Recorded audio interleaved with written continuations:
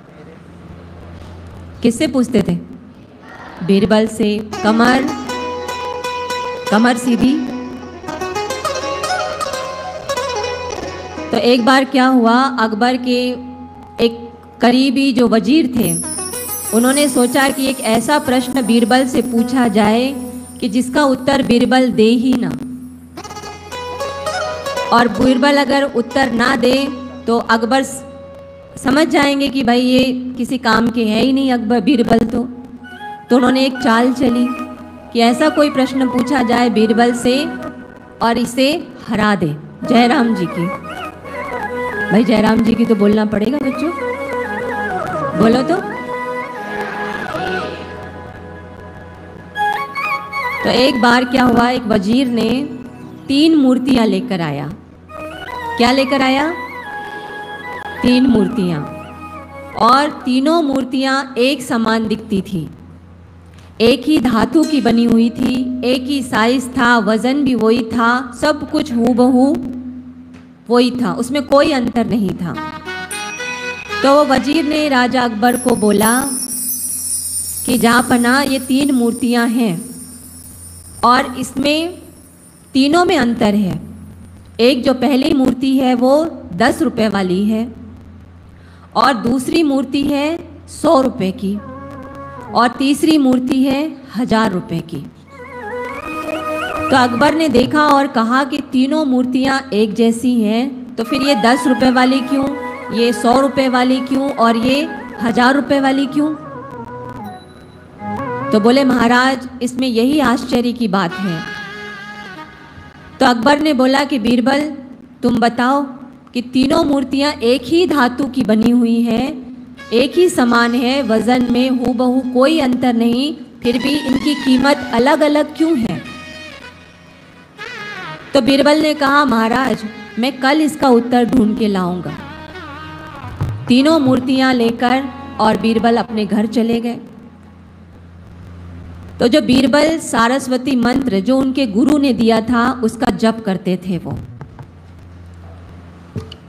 तो यहाँ पर भी बापूजी से मंत्र दीक्षित बच्चे हैं, है तो हाथ ऊपर करें जिन्होंने बापूजी से मंत्र दीक्षा ली है। बहुत बढ़िया। तो सारस्वती मंत्र बीरबल जपता था, इसीलिए उसकी बुद्धि भी बहुत तीव्र थी। तो वो जब घर लेकर गया तीनों मूर्तियों को, और उनकी जो बेटी थी वो भी सारस्वती मंत्र जपती थी, तो उसने कहा कि पिताजी क्या हुआ, आज आप बड़े उदास लग रहे हैं? तो बोले बेटा कोई बात नहीं है, ये राजा ने 3 मूर्तियां दी हैं, तीनों हूबहू एक जैसी हैं, इनमें कोई अंतर नहीं है, लेकिन तीनों की कीमत अलग अलग है। तो बोले पिताजी कोई बात नहीं, मैं इसका उत्तर आपको कल दे दूंगी। और बीरबल की बेटी वो तीनों मूर्तियों को ले गई, अपने पास रखी।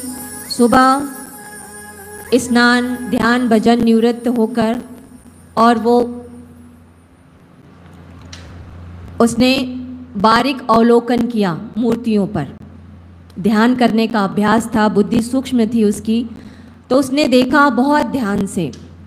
तो जो पहली मूर्ति को देखा तो वो मूर्ति के दोनों कान में छेद थे। क्या थे बच्चों? दोनों कान में। फिर जो दूसरी मूर्ति थी उसमें देखा कि उसके मुंह में छेद था और एक कान में छेद था। कहाँ पर था? कान में था। तो वो थी जो पहली थी, जो दोनों कान में छेद था, वो 10 रुपए वाली थी।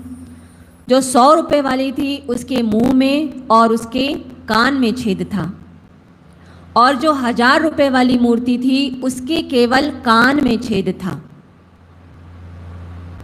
तो वो समझ गई। क्यों? क्योंकि वो रोज ध्यान करती थी, सारस्वती मंत्र का जप करती थी नियमित। तो उसने कहा कि पिताजी ये बहुत आसान है। तो बीरबल ने बोला कि बेटा मुझे बता दे। तो बोले पिताजी आप तकलीफ मत करो, मुझे अकबर के पास लेकर चलो, मैं खुद ही बता दूंगी कि तीनों मूर्तियों में क्या अंतर है। बीरबल गया अपनी बेटी को लेकर। तो अकबर ने बोला कि क्या हुआ बीरबल, उत्तर मिल गया? बोले हाँ महाराज, बहुत साधारण था, वो तो मेरी बच्ची ने ही ढूंढ के दे दिया, मुझे तो आवश्यकता ही नहीं पड़ी, मेरी बेटी ने ही वो काम कर दिया। तो बोले बताओ क्या काम, मतलब क्या अंतर है मूर्तियों में? तो बोले जहाँपना जिसके दोनों कान में छेद है वो 10 रुपये वाली है, धातु भी वही है, हूबहू वही है, लेकिन दोनों कान में छेद है, अर्थात एक कान से सुनते हैं और दूसरे कान से जो निकाल देता है, वो कैसा हुआ वो व्यक्ति, उसकी कीमत एकदम कम।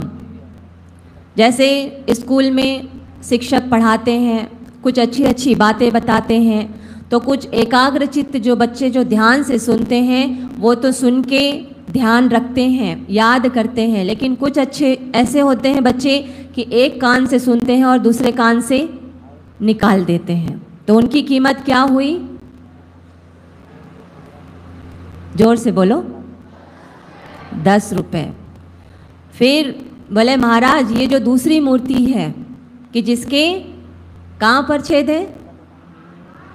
कान में और मुंह में छेद है, तो इसका अर्थ है कि ये एक कान से सुनते हैं और मुंह से बोल के निकाल देते हैं। अर्थात हमने जो भी सुना बड़ों से या शिक्षक गण से या गुरुदेव से, जो भी अच्छी अच्छी बातें सुनते हैं और बड़ी बड़ी डींगे करके और उसको निकाल देते हैं, अरे ऐसा है वैसा है, ये बोला था वो बोला था, मुझे तो ये भी पता है, मुझे तो वो भी पता है, तो वो मूर्ति की कीमत कितनी हो गई? 100 रुपये। तीसरी मूर्ति थी 1000 रुपये वाली की, जिसके एक ही कान में छेद था, अर्थात वो सिर्फ कान से ध्यान से एकाग्रता से बात सुनती थी, और जो सुनते हैं और उस बात का मनन करते हैं, ध्यान करते हैं और निधिध्यासन करते हैं, जो हमें शिक्षक गण सुनाते हैं वो हम ध्यान से अगर सुनते हैं, उसका मनन करते हैं, और जो व्यक्ति विद्यार्थी मनन करता है उसे जिज्ञासा भी होगी कि ऐसे से ऐसा क्यों, ऐसे से ऐसा क्यों, फिर वो प्रश्न पूछेगा। तो जो विद्यार्थी कान से सुनता है और फिर उस चीज़ को अपने मन में बिठा लेता है और जीवन भर उसका पालन करता है, वो नियमों का, जैसे बापूजी हमें कुंजियाँ बता रहे हैं ध्यान करने की, बुद्धि शक्ति, स्मरण शक्ति या स्वास्थ्य कैसा अच्छा रहे, जो कुंजियाँ दे रहे हैं वो ध्यान पूर्वक तो सुने, लेकिन बाद में भी उसे याद करे, घर जाकर भी उसका मनन करे कि आज हमको क्या क्या अच्छी अच्छी बातें बताई गई, स्मरण शक्ति के लिए क्या बताया गया, अच्छे स्वास्थ्य के लिए क्या बताया गया, कमर सीधी करके क्यों बैठना चाहिए वो क्यों बताया गया। तो वो उस मूर्ति की कीमत क्या हो गई बच्चों? 1000 रुपये। तो हमें कैसा बनना है? 10 रुपये वाला, 100 रुपये वाला कि 1000 रुपये वाला? तो उसके लिए क्या करना होगा? ध्यान पूर्वक अपने बड़ों का, गुरुजनों का, अपने माता पिता की बात सुननी चाहिए। एक टीचर पढ़ा रहे थे कि दिल्ली में कुतुब मीनार है, बच्चों को बता रहे थे कि बच्चों दिल्ली में कुतुब मीनार है। तो एक मोहन था, वो लड़का ध्यान से सुन नहीं रहा था, लेकिन घर में क्या करता, रात तक टीवी मोबाइल देखते रहता, तो दिन में भी नींद नहीं हो पाती, तो स्कूल में भी जाके सोता रहता था। कुछ ऐसे होते ना बच्चे जो स्कूल में भी बैठे बैठे झोंके खाते हैं, टीचर तो पढ़ाते हैं लेकिन कुछ सोते रहते हैं। तो ऐसे ही वो मोहन जो था वो सो रहा था, तो बार बार टीचर ने बोला कि अच्छा बच्चों दिल्ली में क्या है? कुतुब मीनार। तो टीचर ने देखा कि मोहन तो सो रहा है, तो टीचर ने बोला कि मोहन तुम खड़े हो जाओ और बताओ कि हमने क्या बताया। जैसे तैसे आंखें पोंछते हुए खड़ा हुआ, बोले सर आपने बताया कि दिल्ली में कुत्ता बीमार है। क्या बोला? दिल्ली में कुत्ता बीमार है। तो ये तो 10 रुपए से भी कम वाले हो गए जयराम जी की। तो इसीलिए जो हमें बड़े बताते हैं, हमारे माता पिता बताते हैं, जो बातें हमारी माँ सिखाती है बच्चियों को, जो घर के कामों के बारे में बताती है, तो ध्यानपूर्वक सुने, उसे अपने जीवन में उतारें, क्योंकि गुरुजन जो बताते हैं वो हमारे कल्याण के लिए होता है। इसलिए अच्छे लोगों का संग करें। कैसे लोगों का करना है? जो बहुत पिक्चर देखते हैं, जो मोबाइल देखते हैं, जो हीरो हीरोइनों की बातें करते हैं, जो इधर उधर की बातें करते हैं, तो बच्चे ऐसे दोस्तों का संग ना करें और बच्चियां भी ऐसी सहेलियों को दूर रखें। 2 तोते थे। एक व्यक्ति बाजार में 2 तोते बेच रहा था, वो भी हूबहू एक जैसे थे। तो एक राजा वहाँ से निकला, तो उसने बोला कि भाई ये तोते कितने के हैं? तो बोले महाराज एक तोता 500 का है और एक तोता 50 रुपए का। तो राजा ने बोला कि दोनों तोते तो एक जैसे दिखते हैं, तो इसमें अंतर क्या है? तो बोले महाराज आप ले जाइए, आपको समझ में आ जाएगा कि ये इसमें अंतर क्यों है। तो राजा ने सोचा कि ये जो 500 वाला तोता है ना, उसे अपने कक्ष में रख देता हूँ, पता चल जाएगा कि इसकी कीमत 500 रुपये क्यों है।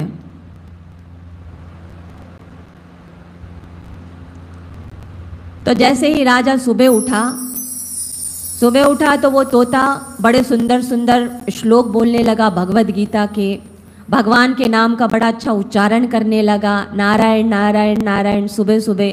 तो जैसे ही राजा की नींद खुली, उठते से ही भगवान का नाम कानों में पड़ा। राजा को बड़ा अच्छा लगा कि वाह आज तो सुबह सुधर गई, यानी पूरा दिन सुधर गया। सुबह सुबह अगर भगवान का नाम कानों में पड़ जाए या भगवान का नाम ले ले तो पूरा दिन संवर जाता है। तो राजा बड़ा खुश हो गया तोते की बात सुन के, उसके नाम से, भगवान के नाम का उच्चारण और श्लोक सुन के। अब राजा ने सोचा कि अब वो 50 रुपए वाला जो तोता है ना, उसको रात को अपने कक्ष में रख के सो जाता हूँ। महाराज सुबह हुई तो जैसे ही राजा उठा तो ये तोता गालियाँ देने लगा, ऐसी बड़ी बड़ी गालियाँ देता था कि जैसे ही राजा ने सुना तो राजा को गुस्सा आ गया और सैनिकों को बोला, सैनिकों इस तोते को ले जाकर और बिल्कुल जंगल में छोड़ के आओ, ये हमारे राज्य में रहने लायक नहीं है। तो बोले क्यों महाराज? बोले सुबह सुबह ये गालियाँ दे रहा है और गालियाँ भी ऐसी बड़ी बड़ी गालियाँ देता है, तो क्यों ऐसा? तो जो 500 रुपए वाले तोते ने बोला कि महाराज ये मेरा भाई है, ये जो तोता है ना 50 रुपए वाला, ये भी मेरा भाई है, इसकी कोई गलती नहीं, इसका संग ऐसे लोगों के साथ हो गया कि ये गालियाँ देना सीख गया। क्योंकि हम दोनों भाई थे तो मुझे तो अपने साथ गुरुजन जो संत महापुरुष थे वो अपने आश्रम में लेकर चले गए, तो वहाँ पर मुझे भगवान का नाम लेना सिखा दिया, भगवान के नाम का कीर्तन करना सिखा दिया, अच्छे अच्छे भगवद गीता के श्लोक मुझे याद करा दिए। तो मेरी कीमत कितनी हो गई? 500 रुपये। और बोले महाराज ये जो मेरा भाई था ना, जो चोर लुटेरे होते हैं ना चोर, वो इसको लेकर चले गए। तो जो चोर लुटेरे थे वो रात दिन तो गालियाँ ही देते रहते थे आपस में, तो महाराज मेरा भाई गाली देना सीख गया, तो महाराज इसे माफ़ कर दीजिए, इसका संग ऐसा था तो ये गाली देना सीख गया और मुझे संतों का संग मिला तो मैं भगवान नाम लेना सीख गया। तो ऐसे ही आपको इतना अच्छा वातावरण मिला है, गुरुकुल मिला है, इतने अच्छे अध्यापक मिले हैं, प्रिंसिपल मिले हैं, तो आप भी अपनी कीमत कैसी करनी है? 500 वाली। और मूर्ति में कैसी वाली करनी है? 1000 रुपये वाली। तो ध्यानपूर्वक उनकी बातें सुने, वो जो बताते हैं वैसा करें। और आप इतने अच्छे गुरुकुल में पढ़ रहे हैं जहाँ इतने अच्छे संस्कार मिल रहे हैं, मातृ पितृ पूजन दिवस मनाया जाता है, तुलसी पूजन मनाया जाता है और समय समय पर अच्छे कार्यक्रम होते हैं, तो वो सीखें। और भी जो अपने दोस्त हैं उनको भी अच्छी अच्छी बातें बताएं, अच्छे लोगों का संग करें, ठीक है? तो बस अब समय भी पूरा हो चुका है और हमें भी जाना है और आपको भी जाना है, इसलिए बस एक कान में छेद हो, वो बात आपको याद रखनी है कि हमें ध्यान पूर्वक कहीं भी अच्छी बातें मिले तो सुनना है। हरि ओम। साधो साधो। हमारे गुरुकुल का परम सौभाग्य, आज हम सबको सत्संग मिला। हमारे बीच में साध्वी प्रतिमा बहन विराजमान हैं। मैं पुनः आपका आभार वंदन करता हूं, अभिनंदन करता हूं। हमारे गुरुकुल की ओर से आप समय दिए और हमारे बच्चों को अच्छा बातें बताएं, ज्ञान की बातें बताएं और जीवन में विकास करे, ऐसा बात आपने बताया। बहुत बहुत सा साधुवाद। और हमारे गुरुकुल की ओर से स्वागत के लिए पधार रहे हैं हमारे आदरणीय सुरेश कुमार जी खंडेलवाल दादाजी पधार रहे हैं। साथ ही